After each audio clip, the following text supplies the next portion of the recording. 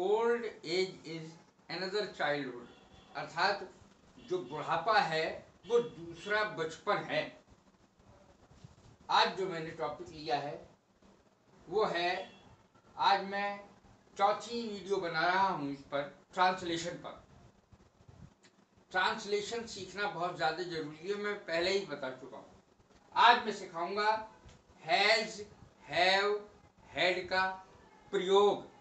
वास्तव में ये दो तरीके से प्रयोग होता है, सहायक क्रिया के रूप में भी और मुख्य क्रिया के रूप में भी। तो कैसे इसको प्रयोग करते हैं? प्रेजेंट परफेक्ट टेंस में हैज और हैव का प्रयोग सहायक क्रिया के रूप में होता है,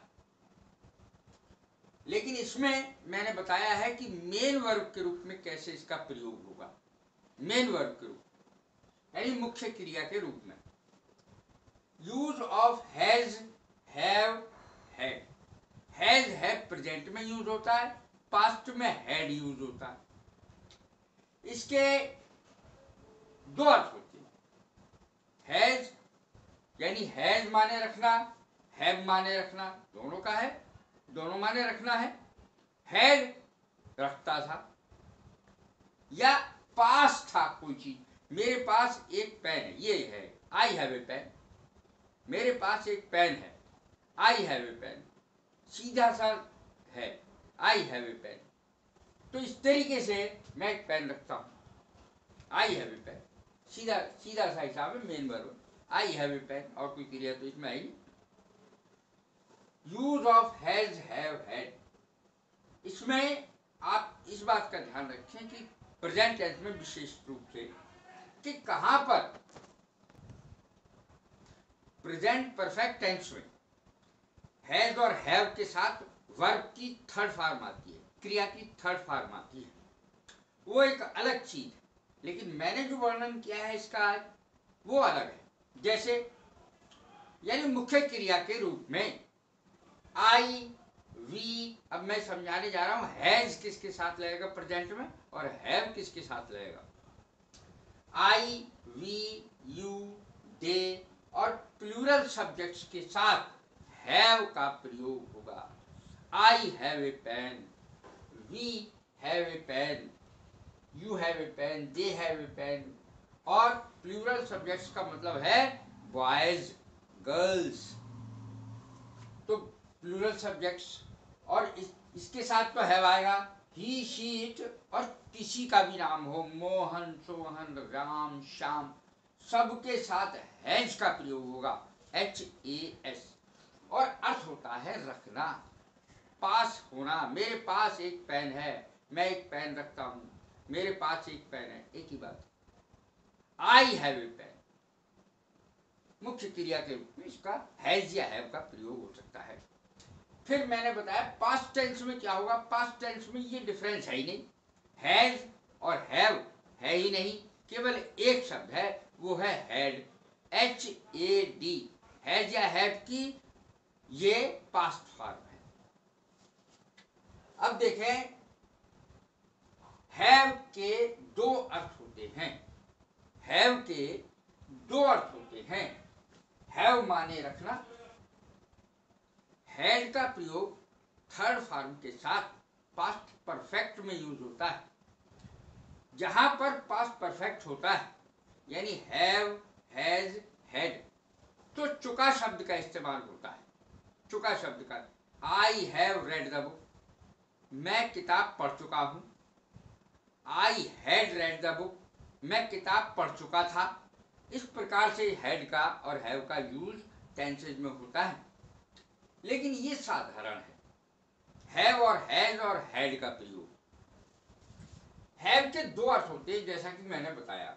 हैव माने रखना या पास, आई हैव ए पेन, या अधिकार में होना कोई चीज। दूसरा अर्थ होता है लेना, पाना या अनुभव करना। लेना, पाना या अनुभव करना, दो प्रकार से इसका हैव का यूज है। जैसे देखें, यू हैव ए गन, तुम्हारे पास एक बंदूक है। ये पहला यूज बता रहा हूं, अर्थात रखना या पास होना, अधिकार में होना, इसका अर्थ बता रहा हूं। दूसरे का बाद में बताऊंगा, अर्थात दूसरा यूज लेना पाना अनुभव करना ये मैं बाद में बताऊंगा। अभी तो मैं बता रहा हूं पास होना कोई चीज। यू हैव ए गन, तुम्हारे पास एक बंदूक है। यू हैव ए गन, तुम्हारे पास एक बंदूक है, ये अर्थ हुआ। यू हैव नो गन, इसका नेगेटिव कैसे होगा? यू हैव नो गन, तुम्हारे पास कोई बंदूक नहीं है। यू हैव नो गन, तुम्हारे पास कोई बंदूक नहीं है।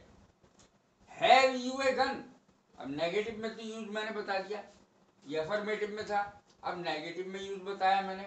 अब मैं बताऊंगा इंटेरोगेटिव में कैसे यूज होगा। हैव यू ए गन, क्या तुम्हारे पास एक बंदूक है?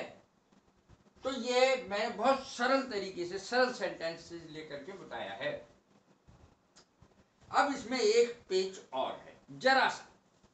यदि गण जो नाउन है की विशेषता कोई शब्द बताए, ऐसा कोई शब्द लग जाए नाउन से पहले जो उसकी विशेषता बता रहा है, तो नॉट शब्द का प्रयोग होगा, नो का नहीं होगा। जैसे यदि गण यानी नाउन की विशेषता कोई शब्द बताए तो नो नहीं नॉट शब्द आएगा। देखें उदाहरण, he has not a beautiful gun, gun से पहले ब्यूटीफुल आ रहा है यानी गन की विशेषता बता रहा है। ये खिलौने वाली गन भी हो सकती है। तो ब्यूटीफुल गन, गन बंदूक को कहते हैं, नाउन है, और ब्यूटीफुल सुंदर है, तो इसकी सुंदरता बता रहा है जब ये, तो नॉट का प्रयोग होगा, नो का नहीं होगा। यानी इससे पहले एडजेक्टिव आ गया नाउन की विशेषता बताने के लिए। He has not a beautiful gun, उसके पास एक सुंदर बंदूक नहीं है। He has not a beautiful gun, उसके पास एक सुंदर बंदूक नहीं है। ये गन की विशेषता बता रहा है ब्यूटीफुल शब्द, इसलिए यहां पर नो का प्रयोग नहीं होगा, नॉट का होगा। अब अगला शब्द लेता हूं दूसरे अर्थों में, लेकिन इससे भी पहले मैं एक बात बताऊं, हैड का प्रयोग देख लें। हैड माने पास थी, कोई चीज मेरे पास थी। मेरे पास एक कलम था, आई हैड ए पेन, मेरे पास एक कलम था, आई हैड ए पेन। तो इस प्रकार से था शब्द का यूज हो गया हैड के साथ। अब देखें, यू हैड ए गन, तुम्हारे पास एक बंदूक थी, अफर्मेटिव में। नेगेटिव में यू हैड नो गन, तुम्हारे पास कोई बंदूक नहीं थी। हैड यू ए गन, क्या तुम्हारे पास कोई बंदूक थी? इस प्रकार से इसका प्रयोग होगा अफर्मेटिव में, नेगेटिव में और इंटेरोगेटिव में। अब मैं दूसरे अर्थ में बताऊंगा। दूसरे अर्थ में दूसरा अर्थ इसका होता है लेना, पाना, अनुभव करना। ये इसका दूसरा अर्थ है। अब दूसरे अर्थ में मैं अनुभव का सेंटेंस ले रहा हूं। बुखार अनुभव होता है। बुखार की अंग्रेजी है फीवर, फीवर इसकी अंग्रेजी है। यू हैव फीवर, तुम्हें बुखार है, ये इसकी अंग्रेजी है। यू हैव फीवर, तुम्हें बुखार है। यू डोंट हैव फीवर, तुम्हें बुखार नहीं है। ये दूसरे प्रकार का यूज है। उसमें नो या नॉट का प्रयोग हुआ था, इसमें डोंट का प्रयोग हुआ। देखें, I we you they plural subjects के साथ डोंट का प्रयोग होगा ऐसे में। You don't have fever.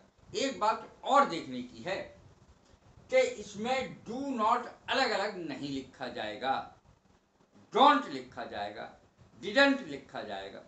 इस तरीके से इसका प्रयोग होगा। यू डोंट हैव फीवर, तुम्हें बुखार नहीं है। You don't have fever. Do you have fever, क्या तुम्हें बुखार है? तो ये इंटेरोगेटिव सेंटेंस हो गया। ये अफर्मेटिव होगा, you have A fever, you have fever. और यू डोंट हैव फीवर ये नेगेटिव है। इस तरीके से इनका प्रयोग होगा। डोंट या डिडंट का प्रयोग होगा। ये देखें, यानी इसको बोला डोंट जाएगा, लिखा भी डोंट जाएगा।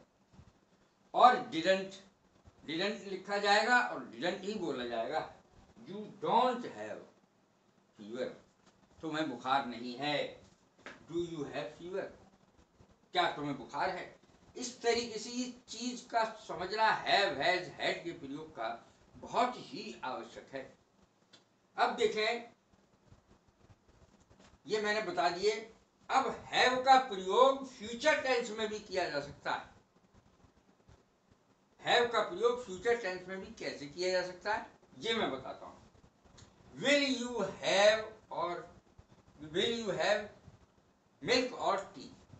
विल यू हैव मिल्क और टी, तुम दूध पसंद करोगे या चाय।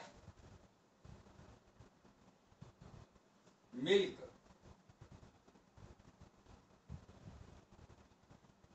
यानी आप चाय लेंगे या दूध। तो विल का प्रयोग किया गया है, इसमें फ्यूचर टेंस हो गया।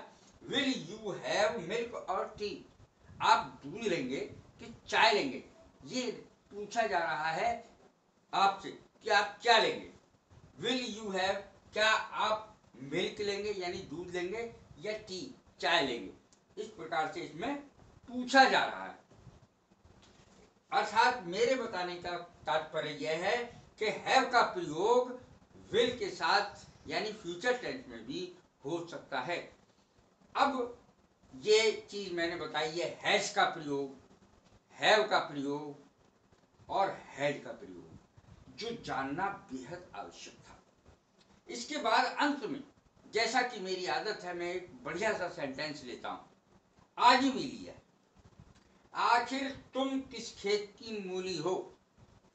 आखिर तुम किस खेत की मूली हो, अर्थात तुच्छता दर्शा रहा है कि तुम कहां से आ गए, तुम कहां से आ गए, तुम किस खेत की मूली हो, ये सेंस होता है। आखिर तुम किस खेत की मूली हो, तुम्हारी औकात क्या है, ये पूछ रहा है। तो इसकी अंग्रेजी बनेगी what are you after all. What are you after all, इस तरीके से ये सेंटेंस बनेगा। तुम्हारी औकाती क्या है, तुम किस खेत की मूली हो। What are you after all, तो और क्वेश्चन मार्क लगेगा। तो ध्यान रखें इस बात का कि जो प्रश्नवाचक होता है उसके साथ उसके बाद प्रश्नवाचक चिन्ह लगना जरूरी है। और प्रश्नवाचक चिन्ह आप जानते ही हैं, इसमें भी मैंने लगाया है, प्रश्नवाचक वाक्य में प्रश्नवाचक चिन्ह जरूर जरूर लगता है। तो ये वीडियो अगर मेरी आपको पसंद आ रही हो तो लाइक करें, शेयर करें, सब्सक्राइब करें। God bless you, thank you very much.